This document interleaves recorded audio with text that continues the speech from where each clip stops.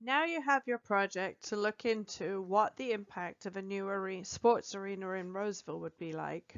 We need to think about how you're going to communicate with the community in both English and Spanish to ask them for their input as to what they think the important things are to consider, and also to then send out a big newsletter with what you discover and what might be of interest to the community to consider about this new sports arena.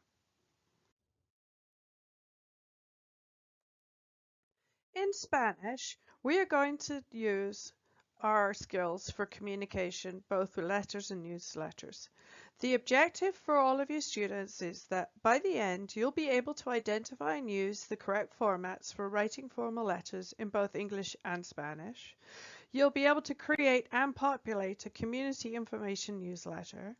You'll be able to identify key information for the target audience, and you will understand cultural differences in written communication.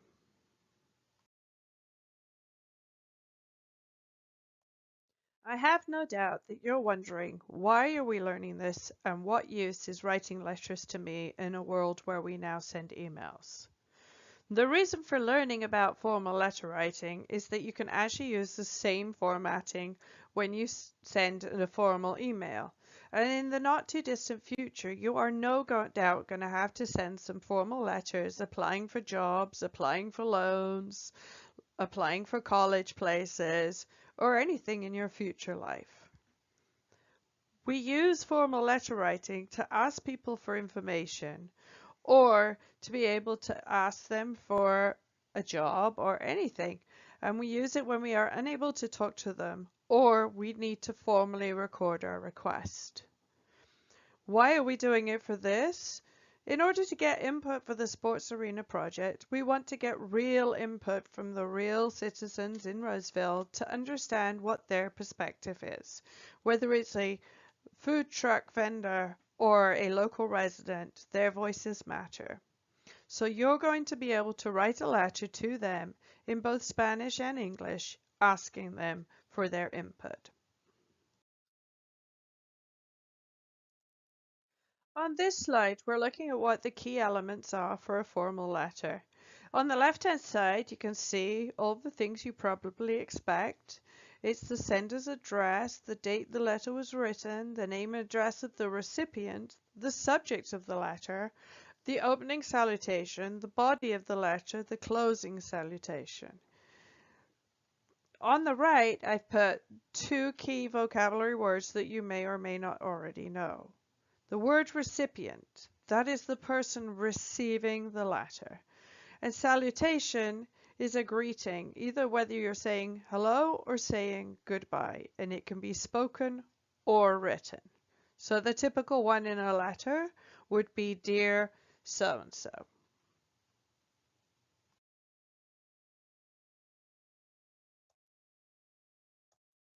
On this slide, you'll see that I've shown you what the key top elements are for addressing your letter in English.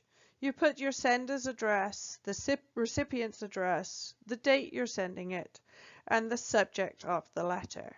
Now, it has to be said that you can put the sender's address on the right-hand side of the page, the left-hand side of the page. You can put the date after the sender's address or after the recipient's address. All of those are actually okay. As long as you include all these four elements, it is perfectly acceptable.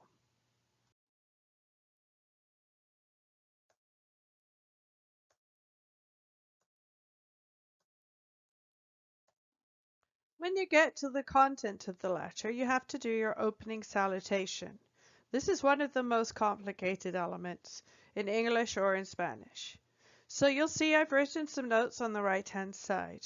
You could either write Dear Mr. or Dear Mrs. if you know the name of the person you're writing to. However, sometimes we don't know who we're writing to because you're sending it to a department. And then you typically say, Dear Sir or Madam. In English, you put a comma after your opening salutation. You'll see that in Spanish, you use a colon. For the letter content, it should be like any other structured writing we do. An introduction, a body of the letter, and then a conclusion or reaffirmation of what you're asking for. And then you have your closing salutation. In English, you have two choices typically for a formal letter. If you know the name of the people you're sending it to, you write yours sincerely. If you don't know the names of the people writing to, you typically should write yours faithfully. It does not matter if you mix those two up. Both of them are acceptable in today's world. Both are respectful terms.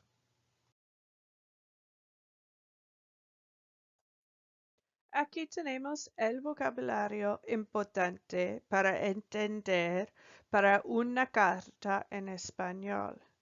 Tenemos el remitente, which is the sender, la dirección, the address, el recipiente, the recipient, el asunto de la carta, the subject of the letter, el saludo, the greeting, el contenido de la carta, the content of the letter. These are key terms, but if you notice, a few of those will look awfully like ones you've already seen before, or, for example, el recipiente is a cognate.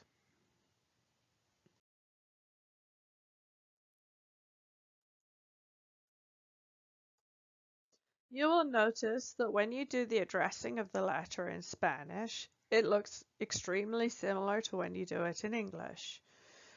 Primero, la dirección del remitente. Segundo, la dirección del recipiente. Tercero, la fecha. Cuarto, el contenido.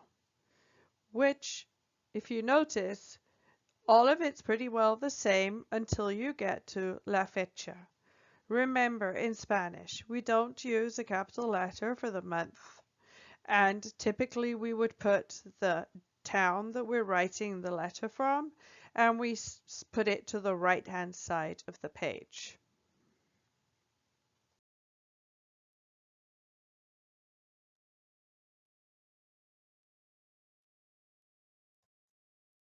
So I'll explain in English the difference when you get to your opening salutation. In Spanish, you have a lot of choices. If you know the name of the person you're sending it to, you would say estimado señor or estimada señora.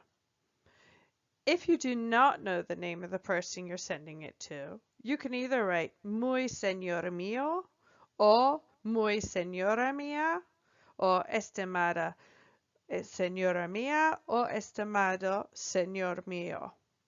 Those are all equivalent to dear sir and madam. A quien corresponda is if you write the opening phrase to whom it may concern. All of these, no matter which one you use, should have a colon at the end, not a comma. When you get to the letter content, the actual body of the letter, it is exactly the same as you would do in English. When you get to your closing salutation, you have many choices, but the most formal and the most usual ones used are atentamente or le saludo atentamente, which is more or less sincerely or faithfully. Both of those work. It is your choice. Yes, Spanish is very flowery when it comes to these things, and there's many other phrases that are longer that I could give you.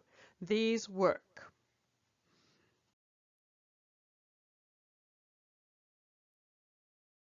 I think it's useful for us to look at what you might put in the letter body. Whether it's English or Spanish, as I said, you need to make it constructed in a very clear and formal way. So, you start with your introduction. What's your purpose for writing? Then the body of the letter. Provide all the information, ask a clear question, or explain the purpose and what you need from the person receiving the letter. If you are asking for them to respond with information, then give them a clear expectation of when you need the reply and what you need them to tell you. When you close the letter, make sure you give them a quick summary of what you've written and then the appropriate signing off. This is a really basic example of what your format needs to look like when you write in Spanish or even in English, change it to English. And this is what you can use as your structure for when you write your own letters in the Spanish class to a member of the community. Study it, copy it, go back to it, use it as a resource.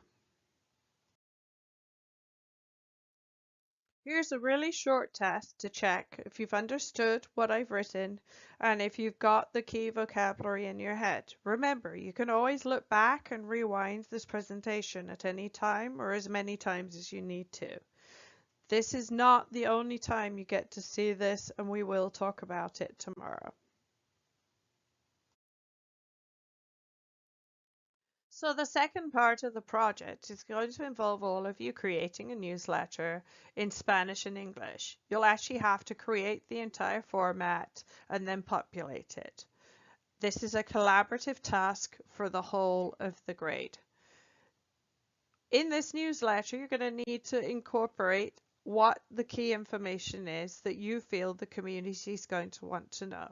So I thought it would be worth us quickly looking at it now and starting to consider that, so that as you go through the projects in math, in history, and in PE, you can start noting what you think the outcome is going to need to be, what information you're going to need to record, and how best to do that.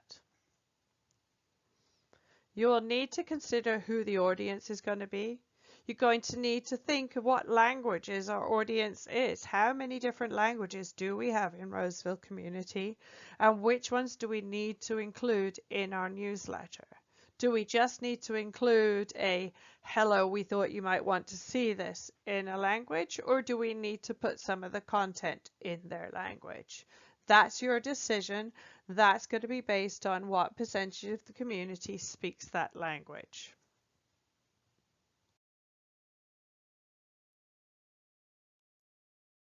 So when we think about the newsletter, you're probably wondering, what tool will we use? Well, you're going to create a Google newsletter because that's the easiest given our resources at school. What are you going to put in it? Well, as I just mentioned before, whatever you find out in math, PE, and history. Also, what about those letters you're sending to the community? Are you going to make sure you've incorporated their information to send it back out? Will you be answering their questions that they give us in return in the newsletter to send it back out? How are you going to work out what languages to use? And lastly, and really importantly, how long is it going to take to create the template and then populate it? The last week of your 6-week assignment is put aside for you to use for populating the newsletter. But you need to figure out how long you think it will take to create, estimate the time, and add 10% is my experience. It'll be fine.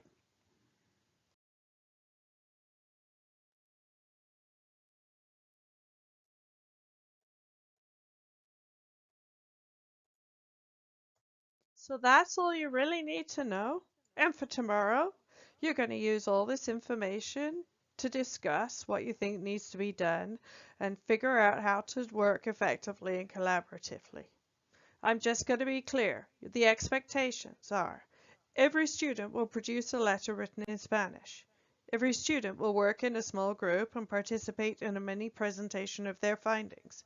Every student will participate in a class discussion to identify the key elements for the newsletter. Every student will contribute something to be inputted into the newsletter or for its production. Suerte!